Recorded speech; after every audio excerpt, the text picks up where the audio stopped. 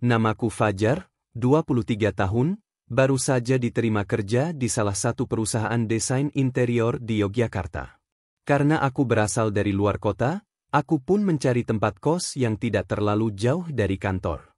Pilihanku jatuh pada sebuah rumah kos bernuansa jadul tapi bersih dan terawat, terletak di pinggiran kota, dengan halaman penuh tanaman dan suasana yang tenang. Ibu Ratna, sapaku saat membuka pagar. Perempuan berusia sekitar awal 40-an itu membalas dengan senyum ramah. Rambutnya digelung sederhana, mengenakan daster motif bunga, dan ada aura keibuan yang entah kenapa membuatku merasa nyaman sejak awal. "Iya, Nak Fajar, ya? Silakan masuk," katanya sambil membukakan pintu rumah kosnya. Rumah itu hanya memiliki 4 kamar kos, dan semuanya ditempati oleh laki-laki. Ibu Ratna tinggal di kamar paling depan, terpisah dari para penghuni. Ia tinggal sendirian setelah suaminya meninggal 2 tahun lalu. Para penghuni kos yang lain bilang, Ibu Ratna sangat perhatian, kadang suka masakin sarapan atau nitipin lauk kalau ada lebih. Aku masuk ke kamar baruku, menata koper seadanya. Sore itu, Ibu Ratna datang mengetuk pintu kamarku sambil membawa sepiring nasi goreng dan segelas teh hangat. "Kamu pasti capek. Ini buat kamu dulu, belum sempat masak kan?" katanya. Aku tersenyum kikuk. "Terima kasih, Bu." "Baik Bang." Ia hanya tertawa kecil. Tapi dalam tawanya, aku merasakan ada sesuatu. Bukan sekadar keramahan biasa. Entah kenapa, matanya memandangku sedikit lebih lama daripada yang semestinya. Hari-hari berlalu. Aku mulai terbiasa tinggal di kos itu. Tiap pagi, aku sering melihat Ibu Ratna menyiram tanaman di halaman dengan dasternya yang sedikit terbuka bagian atas. Kadang aku memergoki dirinya memandangku dari dapur saat aku sedang mencuci muka. Tatapannya hangat, tapi ada sesuatu yang tak bisa kujelaskan, seolah menyimpan rasa ingin tahu lebih dalam. Malam itu, saat hujan deras mengguyur kota, listrik tiba-tiba padam. Suasana jadi gelap gulita. Aku mengambil senter dan hendak keluar ke ruang tamu untuk memastikan semuanya aman. Tapi langkahku terhenti saat melihat bayangan di depan pintu kamarku. "Fajar," suara Ibu Ratna pelan. Aku membukakan pintu. Ia berdiri di sana hanya mengenakan daster tipis, tampak sedikit menggigil karena dingin. Lampunya mati semua. "Kamu takut enggak?" tanyanya. Aku tertawa canggung. "Enggak sih, Bu. Tapi kaget juga." Ia lalu melangkah masuk ke kamarku tanpa aku undang. Duduk di kursi dekat tempat tidur, sambil memainkan jemarinya sendiri. "Kamu udah betah tinggal di sini?" tanyanya sambil menatapku lekak. "Betah banget, Bu. Nyaman, tenang." Aku senang dengar itu. Ia tersenyum, kali ini lebih lebar, lebih hangat, tapi juga lebih dekat. Aku bisa mencium aroma sabunnya. Wangi melati lembut yang menyeruak di tengah udara lembab karena hujan. Ia lalu berdiri dan mendekat, menyentuh lenganku ringan. "Kalau kamu butuh apa-apa, bilang saja ke Ibu ya." Ibu ngerti, kadang anak-anak kos butuh sesuatu yang lebih dari sekadar tempat tinggal. Aku tercekat. "Maksud Ibu?" Ia hanya menatapku, lalu perlahan menunduk, dan berkata lirih, "Ibu pernah muda, Fajar. Ibu tahu rasanya kesepian." Hening. Hujan masih mengguyur deras di luar. Aku bisa mendengar detak jantungku sendiri.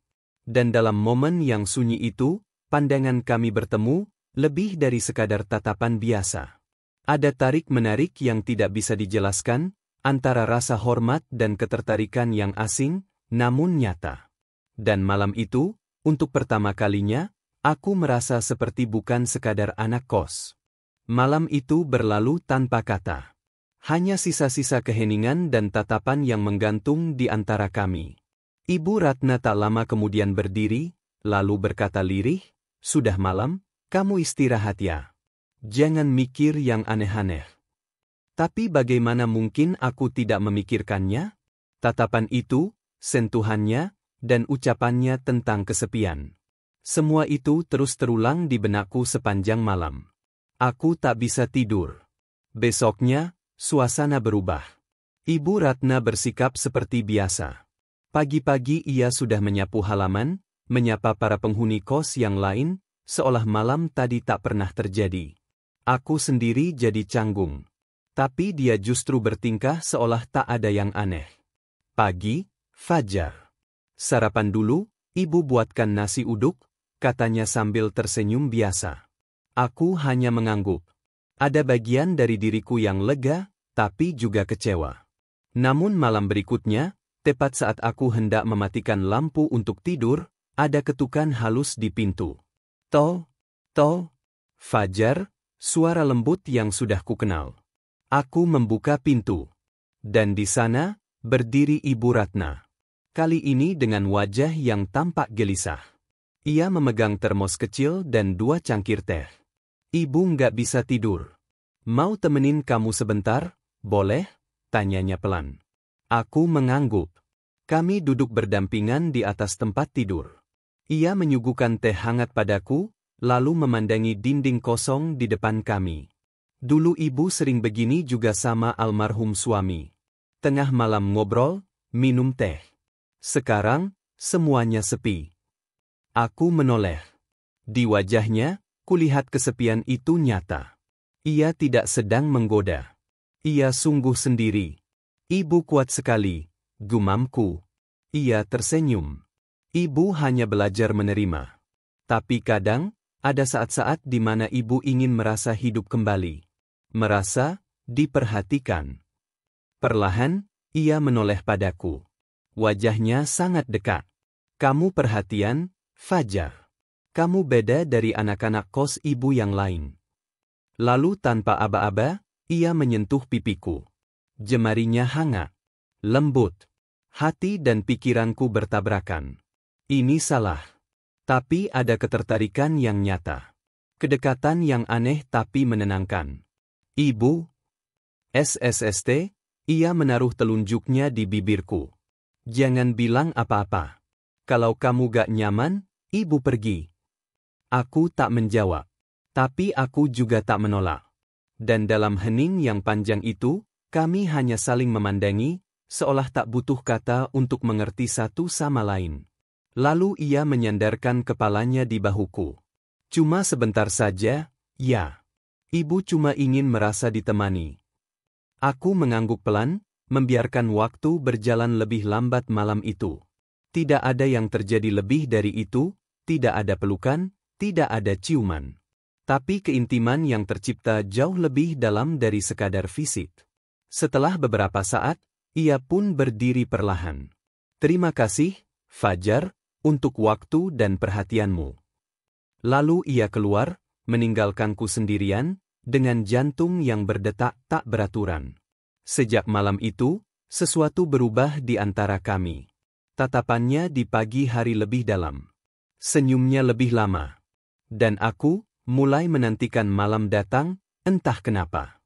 Namun aku tahu, permainan ini tak bisa dibiarkan terlalu lama. Cepat atau lambat, salah satu dari kami harus memilih, lanjut, atau berhenti sebelum semuanya menjadi terlalu jauh. Tapi malam berikutnya, saat pintu kamarku diketuk lagi, aku tahu jawabannya. Malam demi malam berlalu dengan pola yang hampir sama. Ketukan pelan di pintu. Suara lembut memanggil namaku.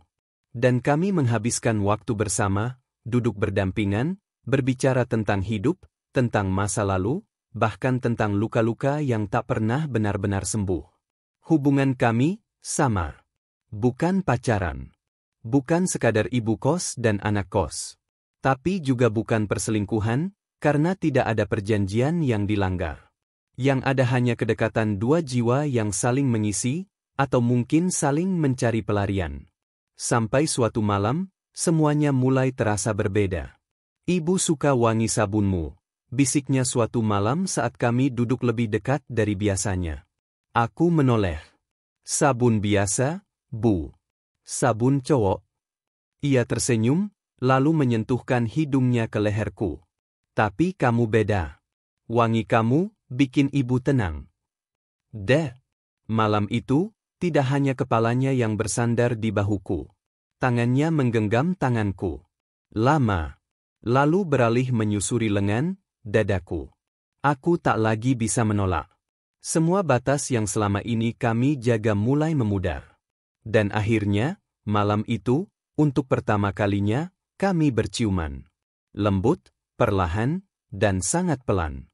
Bukan seperti pasangan yang terburu-buru, tapi seperti dua manusia yang sangat rindu akan sentuhan. Ia gemetar dalam pelukanku. Dan aku pun tak kuasa untuk tidak membalas perasaannya. Namun yang tak kami sadari, ada mata lain yang mengintip dari balik celah jendela kamarku yang lupa kututup rapat. Keesokan harinya, suasana di rumah kos jadi ganjil. Rangga, penghuni kamar nomor 2, menatapku dengan pandangan aneh saat kami bertemu di dapur. Wah, Mas Fajar sekarang sering ditemenin ibu kos ya. Dingin-dingin gini enak banget, ya? Katanya dengan senyum menyindir. Aku pura-pura tak paham. Maksudnya? Ah, udahlah, kamar Mas Fajar itu deket banget jendelanya sama kamar mandi luar. Suara dikit aja kedengeran, apalagi yang bisik-bisik. Aku menelan ludah. Jadi dia dengar? Atau, lihat? Sore itu, aku bertemu Ibu Ratna di dapur. Ia sedang mencuci sayur, tapi ekspresinya cemas. Kamu, ada yang bilang apa-apa? Tanyanya lirih. Aku mengangguk pelan. Rangga. Tapi dia cuma nyindir. Gak bilang apa-apa secara langsung. Ibu Ratna menarik napas dalam. Ini yang ibu takutkan. Dunia kita ini terlalu sempit. Dinding rumah ini terlalu tipis untuk rahasia seperti ini. Aku menatapnya. Kita bisa lebih hati-hati. Ia hanya menggeleng. Fajar, kamu masih muda. Hidupmu masih panjang. Ibu cuma, sebentar. Ibu gak mau jadi bayang-bayang yang ganggu hidup kamu. Aku yang memutuskan, Bu. Tapi Ibu Ratna tak menjawab. Ia hanya menatapku dalam-dalam. Lama. Lalu memalingkan wajahnya. Malam itu, tak ada ketukan di pintu. Tak ada teh. Tak ada sapaan. Aku tidur dalam keheningan. Tapi hatiku berisik oleh rindu. Keesokan harinya, suasana rumah kos semakin dingin. Bukan karena cuaca, tapi karena gosip mulai menyebar. Anak-anak kos mulai berbisik-bisik. Salah satu dari mereka bahkan menulis di grup WhatsApp kos. Gak heran listrik sering mati malam-malam. Ternyata ada agenda manis ya di kamar nomor 3. Heh. Aku tahu, semuanya mulai terbuka. Dan satu hal yang pasti, semakin besar rahasia, semakin besar pula risikonya. Gosip di kosan makin menjadi-jadi. Meski tak ada yang secara terang-terangan menuduh, tapi tatapan dan bisikan itu lebih tajam dari 1000 kata. Aku mulai menghindari ruang tamu, dapur, bahkan halaman depan. Bahkan suara sendal Rangga yang berdecit di lorong saja cukup membuatku jengkel. Pagi itu, saat aku hendak berangkat kerja, aku melihat Ibu Ratna berdiri di teras. Matanya sayu, rambutnya digelung rapi, tapi wajahnya seperti menyimpan gundah yang dalam. Fajar, bisa bicara sebentar? Tanyanya pelan. Aku mengangguk, lalu mengikutinya masuk ke ruang tamu. Ia menutup pintu perlahan dan duduk di kursi tua berlapis rotan yang biasa ia pakai untuk menjahit. Tangannya menggenggam sebuah amplop kecil. Ibu mau minta maaf, katanya sambil menatap amplop di tangannya, bukan aku. Untuk apa? Tanyaku heran. Ibu sudah terlalu jauh melibatkan perasaan. Ibu kira, ibu bisa kuat. Tapi ternyata, ibu mulai takut. Takut apa, Bu? Takut berharap lebih. Aku diam. Karena apa yang ia takutkan, juga yang aku rasakan. Kami sama-sama tahu ini hubungan yang tak biasa. Bukan hanya soal usia, tapi juga soal status, norma, dan lingkungan kecil tempat kami hidup yang tak pernah bisa diam. Ibu mau kamu tetap di sini. Tapi kalau kamu merasa risih, atau malu, ibu rela kamu pergi, katanya lirih. Aku langsung menggeleng. Jangan, Bu. Aku nggak mau pergi. Aku Aku cuma pengen kita jalanin ini tanpa gangguan. Ibu Ratna tersenyum, tipis. Sayangnya, kita nggak hidup di dunia yang bisa kita atur sesuka hati. Kami diam cukup lama. Hanya suara detik jam dinding yang menemani. Lalu tiba-tiba pintu diketuk dari luar. Suara berat Rangga terdengar. Bu Ratna, saya mau bayar kos bulan ini. Ibu Ratna buru-buru berdiri, merapikan rambutnya, menenangkan ekspresinya. Aku pun ikut bangkit dan langsung keluar lewat pintu samping dapur. Tapi saat berjalan menyusuri lorong belakang, aku mendengar suara Rangga yang berbicara lebih keras dari biasanya. Bu, maaf ya kalau saya lancang. Tapi saya cuma mau bilang, ada yang nggak enak, Bu. Anak-anak kos ngerasa, suasananya sekarang beda. Ada yang nggak wajar. Ibu Ratna terdengar tenang. Maksudmu apa? Ya, kita semua dewasa, Bu. Tahulah, kalau ada hubungan yang melibatkan perasaan, kadang bisa mengganggu kenyamanan orang lain juga. Aku mengepalkan tangan. Rasanya ingin keluar dan langsung melabrak Rangga. Tapi aku tahu, itu hanya akan memperburuk semuanya. Malamnya, aku kembali ke kamar lebih awal. Duduk sendirian dalam gelap, menatap langit-langit. Tak ada suara ketukan. Tapi sekitar pukul 11 malam, ponselku bergetar. Sebuah pesan dari Ibu Ratna. Temui ibu di balkon atas. Sendirian. Jangan lewat depan. Aku keluar perlahan, menaiki tangga kayu ke lantai 2, tempat balkon kecil menghadap halaman belakang. Ibu Ratna sudah duduk di sana, mengenakan jaket tipis dan celana panjang, berbeda dari biasanya. Aku rindu, kataku pelan. Ia hanya menatapku. Fajar, kamu masih mau lanjut? Aku mengangguk. Aku nggak peduli apa kata orang. Yang penting kamu. Ia menatap mataku lebih lama. Lalu, dengan gerakan pelan, ia mengulurkan tangannya. Kalau kamu yakin, ibu juga akan berani. Kami saling menggenggam. Malam itu, untuk pertama kalinya, kami tidak bertemu di kamar atau dalam bayang-bayang. Kami duduk berdampingan di balkon, terbuka di bawah langit, menantang dunia yang mungkin takkan pernah setuju. Tapi kami tak lagi peduli. Hari-hari berikutnya, aku dan Ibu Ratna semakin berhati-hati. Kami tak lagi bertemu di kamar, tapi memilih tempat-tempat tersembunyi di dalam rumah kos. Balkon belakang, ruang setrika, bahkan sesekali duduk bersama di garasi dengan cahaya minim. Hubungan kami seperti sepasang kekasih yang hidup dalam novel tua, indah, penuh rahasia, tapi selalu terancam. Namun aku tak tahu bahwa sebuah badai sedang mendekat. Sore itu, sepulang kerja, aku melihat sebuah mobil hitam tua terparkir di depan rumah kos. Seorang pria berusia sekitar 50 tahun, berkemeja batik dengan wajah keras, berdiri di teras sambil menatap tajam ke arahku. Fajar, kesini sebentar. Suara Ibu Ratna tiba-tiba memanggil dari balik pintu. Wajahnya tegang. Aku masuk. Di ruang tamu, pria tadi sudah duduk di sofa dengan kaki disilangkan, seolah sedang menginterogasi. Ibu Ratna berdiri di belakang kursi dengan tubuh sedikit gemetar. Kenalkan. Ini Pak Hendra, kata Ibu Ratna pelan. Dia, mantan suami ibu. Aku tercekat. Mantan? Pak Hendra menatapku tajam. Kamu yang namanya Fajar? Aku hanya mengangguk. Ia tertawa sinis. Masih muda? Ya. Pintar juga milih target. Ibu kos janda, punya rumah, dan sendirian.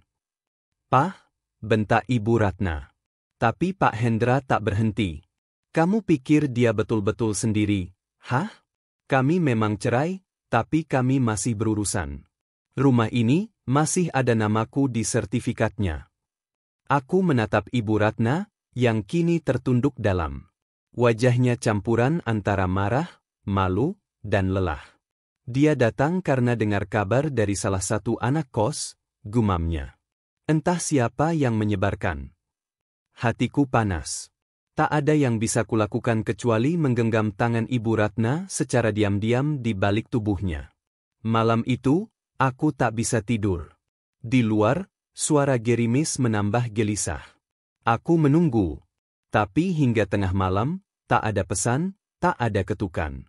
Aku menunggu hingga jam 1, dan akhirnya tertidur.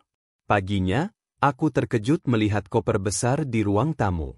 Ibu Ratna berdiri di sampingnya, mengenakan blus putih dan rok panjang. Ibu mau pergi sebentar, katanya saat melihatku. Kemana? Ke rumah kakak ibu. Di daerah Subang. Beberapa hari aja. Ibu perlu menjauh sebentar. Aku menggeleng, panik. Enggak. Aku ikut. Atau, jangan pergi. Kita bisa selesaikan semuanya bareng-bareng. Tapi Ibu Ratna hanya tersenyum pahit. Kadang yang paling ibu takutkan bukan omongan orang, tapi hati ibu sendiri.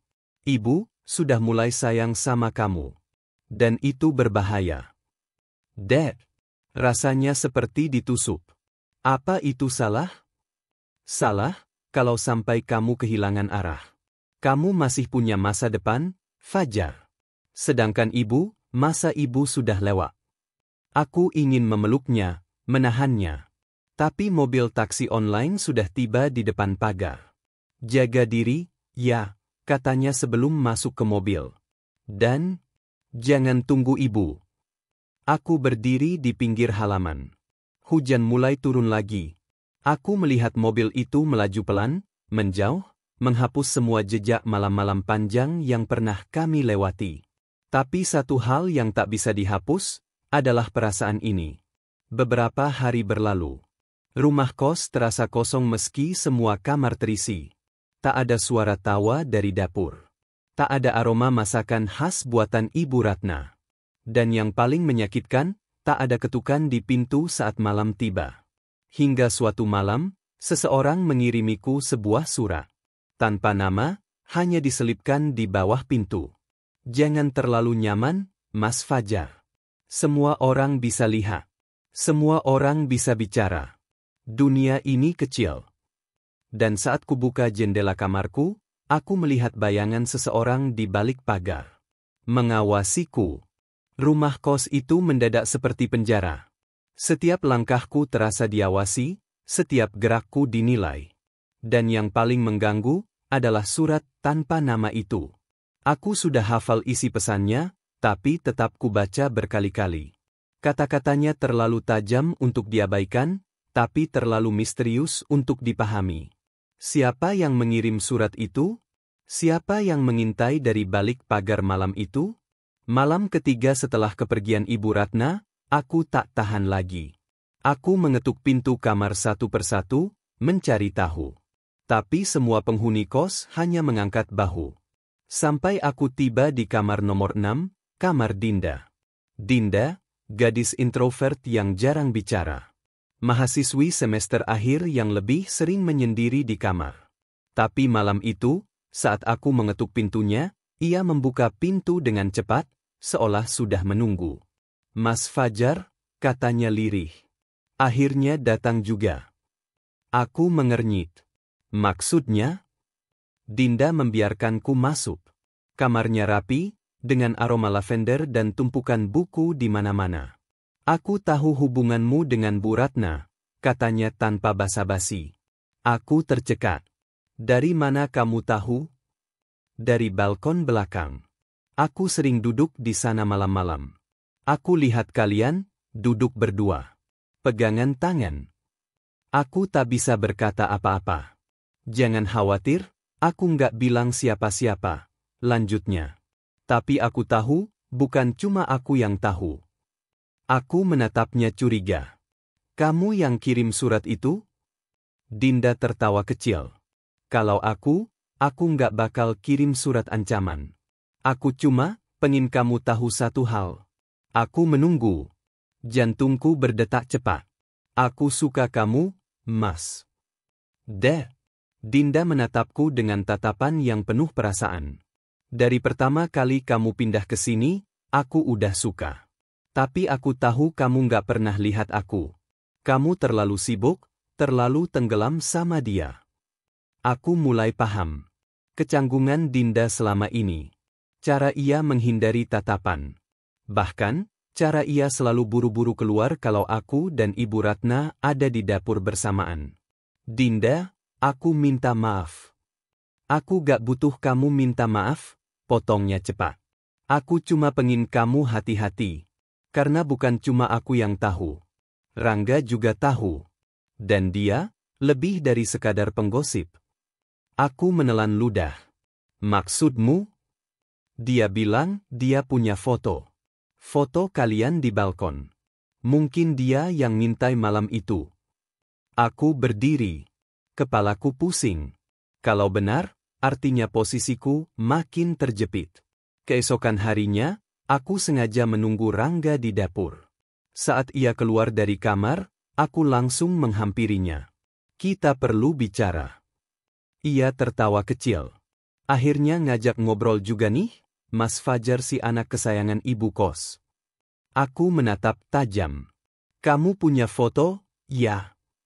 Rangga tak menjawab, hanya mengangkat alis. Kalau kamu ancam aku pakai itu, aku siap lapor polisi. Rangga mendekat.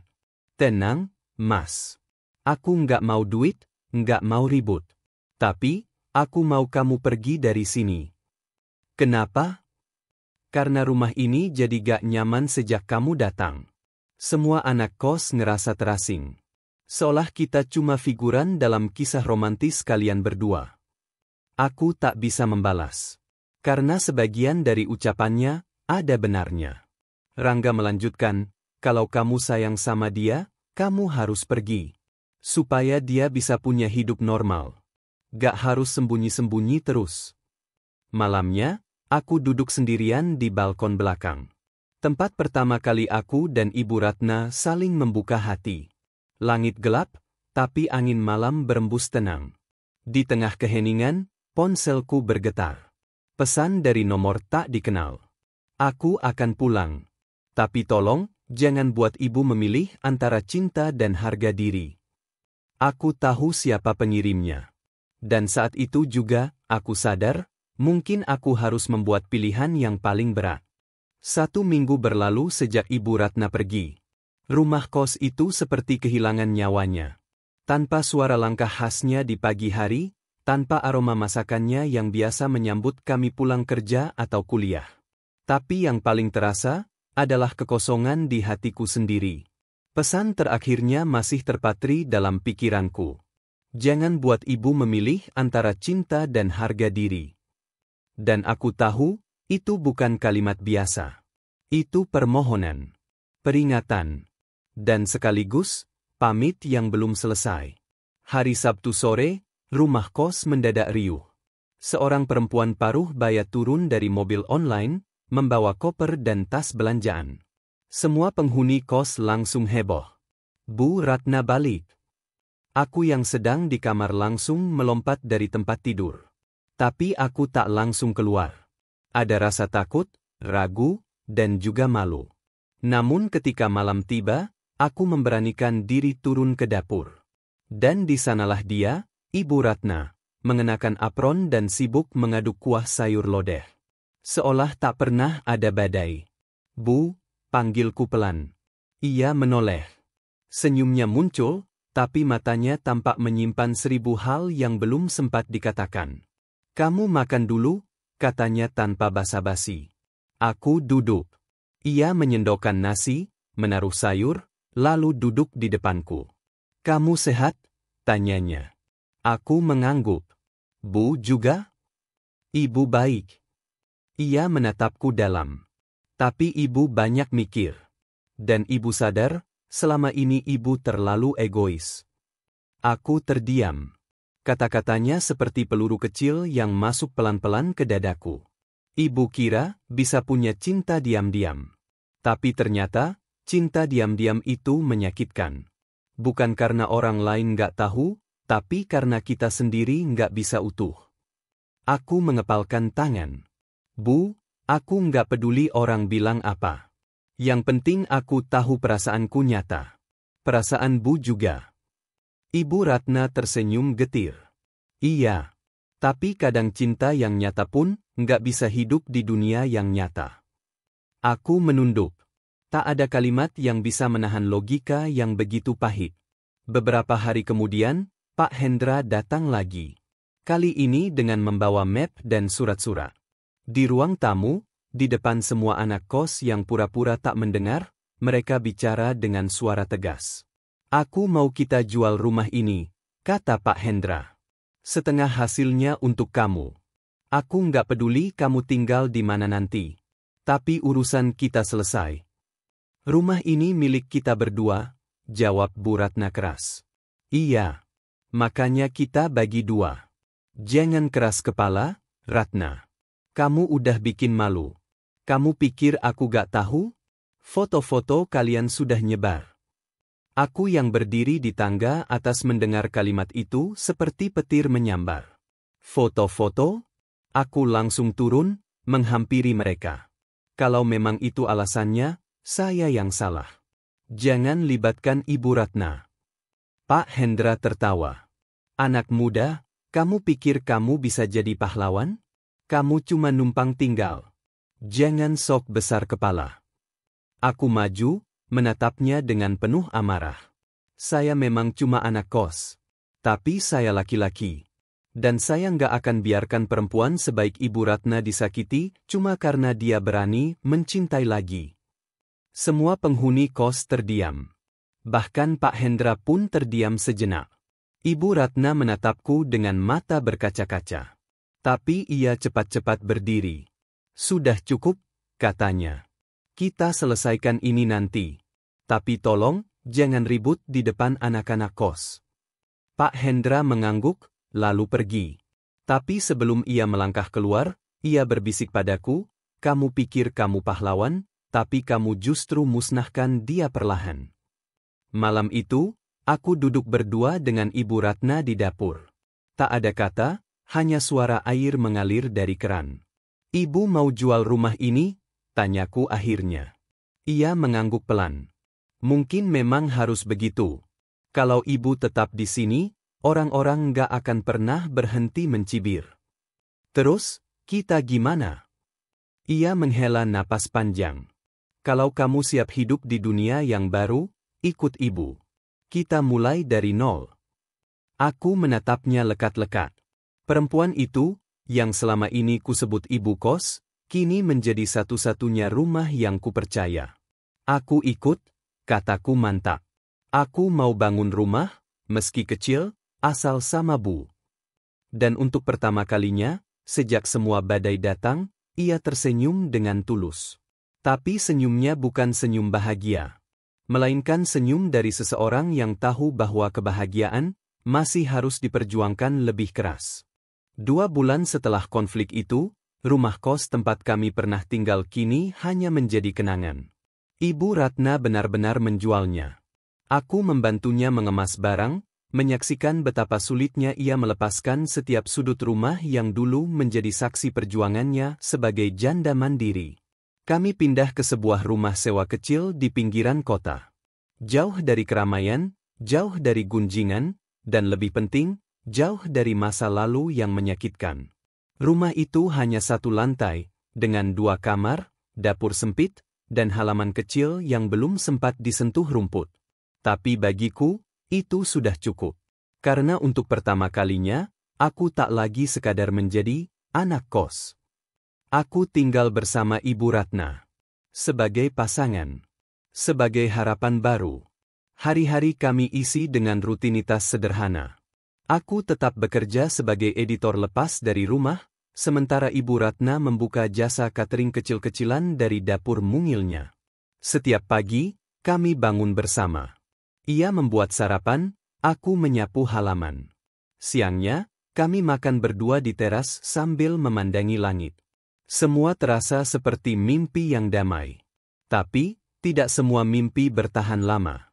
Suatu sore, ketika aku pulang dari mengantar pesanan catering ke salah satu pelanggan, aku menemukan Ibu Ratna duduk diam di teras.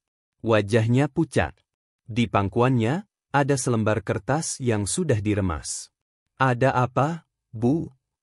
Ia tak langsung menjawab. Aku mengambil kertas itu dan membacanya. Perempuan tua nggak tahu malu. Sudah janda, Masih mau rebut anak muda. Kasihan anak itu, pasti disihir. Jangan pikir kalian bisa sembunyi selamanya. Tanganku gemetar. Siapa yang kirim ini? Ibu nemu di pagar. Diselipin begitu saja, jawabnya pelan. Amarahku meledak. Aku bergegas keluar, melihat ke jalan depan rumah. Tapi tak ada siapapun. Hanya angin sore dan suara motor yang melintas sesekali. Aku kembali masuk, mendekap Ibu Ratna. Bu, kita nggak salah. Kenapa harus takut? Ia tak membalas. Hanya memejamkan mata, seolah menahan beban yang terlalu berat. Beberapa hari kemudian, Ibu Ratna mulai berubah. Ia lebih banyak diam. Saat aku ingin bicara tentang masa depan, tentang kemungkinan kami menikah, ia hanya menjawab dengan senyum singkat. Fajar, kamu masih muda. Kamu punya masa depan. Ibu hanya mampir dalam hidupmu. Bu, jangan ngomong gitu. Aku pilih ibu. Bukan karena kasihan. Tapi karena aku cinta. Tapi malam itu, ia justru menangis di pelukanku. Tangisan dalam diam. Tanpa suara. Tapi aku tahu, hatinya sedang luka. Esoknya, aku pergi mencari informasi. Aku mendatangi rumah kos lama, pura-pura menjadi calon penyewa. Di sana, aku bertemu dengan mantan penghuni yang masih tinggal sementara waktu. Rangga. Masih nyari Ibu Ratna? Katanya sinis. Kukira dia udah bosen main drama. Lo yang sebarin foto kita, ya? Rangga tak menjawab. Tapi senyum liciknya cukup memberi jawaban. Lo pikir dengan hancurin kami, hidup lo jadi lebih baik? Rangga tertawa. Gue cuma pengen ngingetin, hidup itu punya batas. Cinta boleh, tapi jangan sampai menjijikan. Lo pacaran sama ibu lo sendiri, itu yang lo nggak sadar. Tanganku mengepal. Tapi aku menahan diri. Aku tahu, melawan orang seperti Rangga bukan dengan kekerasan. Tapi dengan pembuktian. Malam itu, aku kembali ke rumah dengan satu tekad. Bu, kataku, besok kita ke kantor KUA. Ia tersentak. Untuk apa? Untuk daftar nikah. Aku nggak peduli berapa umur Bu, atau siapa yang menghina kita. Yang aku tahu, aku ingin hidup bersamamu, dan menutup semua celah untuk mereka menyakiti kita. Ia hanya menatapku dengan mata berkaca. Dan akhirnya, setelah sekian lama, Ibu Ratna mengangguk. Malam itu, kami berpelukan di halaman belakang. Tak ada bintang, tapi langit terasa lebih dekat. Hangat. Untuk pertama kalinya, kami merasa bukan lagi pelarian, tapi pejuang cinta. Namun, satu pesan muncul di ponselku sebelum aku tidur. Nomor tak dikenal lagi. Kalian pikir bisa bahagia? Tunggu tanggal mainnya. Aku memandang layar ponsel itu lama. Ternyata, kebahagiaan kami masih belum benar-benar bebas dari bayang-bayang. Hari itu akhirnya datang. Hari yang selama ini hanya jadi bayangan jauh di kepala. Hari di mana aku, Fajar, akan resmi menikahi perempuan yang tidak hanya menyelamatkanku dari kesepian, tapi juga menunjukkan bahwa cinta bisa datang dari arah yang tak terduga. Ibu Ratna duduk di depan cermin kecil di kamarnya. Gaun kebayanya sederhana, warnanya krem pucat. Tapi bagiku, ia tampak jauh lebih cantik dari siapapun yang pernah kulihat. Bu, kamu cantik banget, kataku pelan. Ia tersenyum. Tapi di balik senyumnya, aku tahu hatinya masih gelisah. Apa kita nggak terlalu nekat? Tanyanya lirih. Aku menggenggam tangannya. Yang nekat itu orang-orang yang hidup tanpa cinta.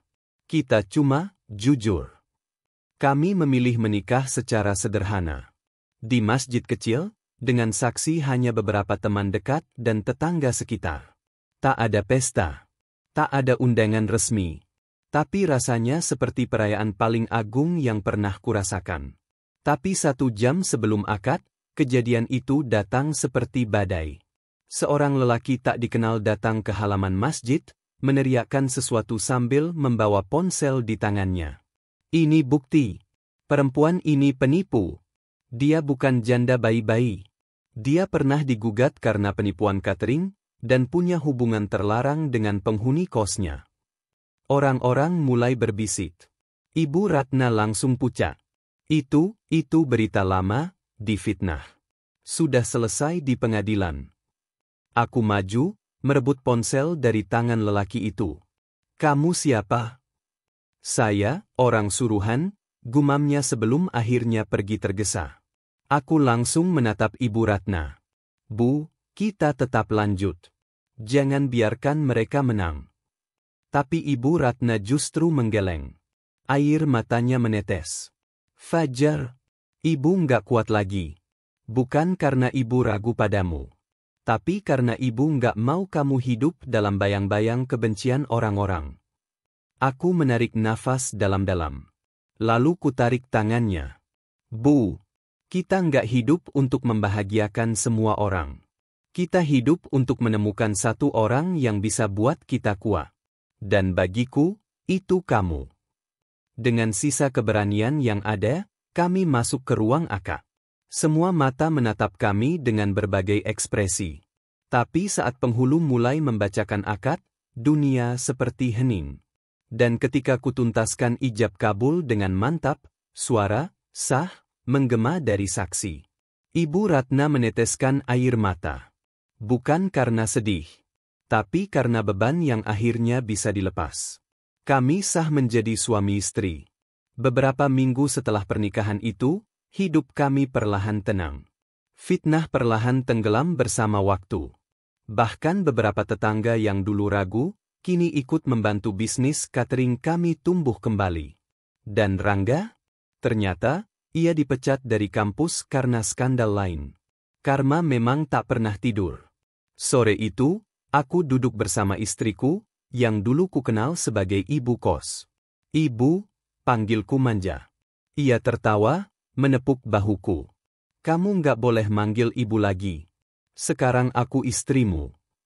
Aku tersenyum. Tapi kamu tetap rumahku, Bu. Kami berdua tertawa. Di bawah cahaya jingga matahari sore, cinta kami tak lagi sembunyi. Karena kini, kami hidup bukan untuk menutupi cinta, tapi merayakannya.